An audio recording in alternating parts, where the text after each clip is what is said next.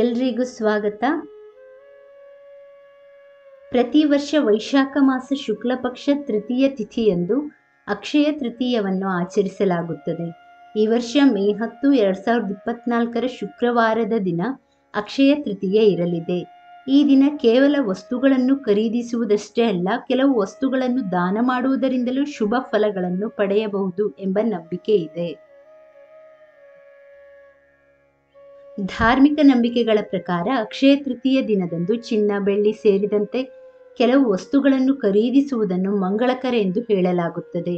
ಅಷ್ಟೇ ಅಲ್ಲ, ಈ ದಿನ ಕೆಲವು ವಿಶೇಷ ವಸ್ತುಗಳನ್ನು ದಾನ ಮಾಡಿದರೆ ಎಂದಿಗೂ ಆರ್ಥಿಕ ತೊಂದರೆಗಳು ಎದುರಾಗುವುದಿಲ್ಲ ಎಂದು ಹೇಳಲಾಗುತ್ತದೆ.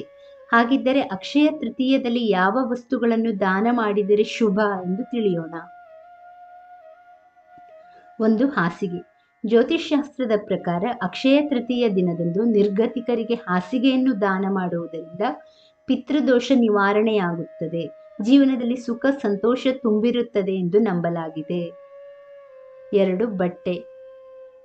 ಅಕ್ಷಯ ತೃತೀಯ ದಿನ ಅಗತ್ಯವಿರುವವರಿಗೆ ಬಟ್ಟೆಗಳನ್ನು ದಾನ ಮಾಡುವುದರಿಂದ ಆರೋಗ್ಯ ಸಮಸ್ಯೆಗಳಿಂದ ಮುಕ್ತಿ ಪಡೆಯಬಹುದು.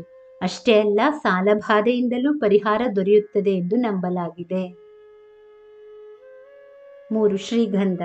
ಅಕ್ಷಯ ತೃತೀಯ ದಿನದಂದು ಶ್ರೀಗಂಧವನ್ನು ದಾನ ಮಾಡುವುದರಿಂದ ಜೀವನದಲ್ಲಿ ಎದುರಾಗಿರುವ ಸಮಸ್ಯೆಗಳಿಂದ ಪರಿಹಾರ ದೊರೆಯುತ್ತದೆ, ಬಾಕಿ ಉಳಿದಿರುವ ಕೆಲಸಗಳು ಪೂರ್ಣಗೊಳ್ಳುತ್ತವೆ ಎಂದು ಹೇಳಲಾಗುತ್ತದೆ.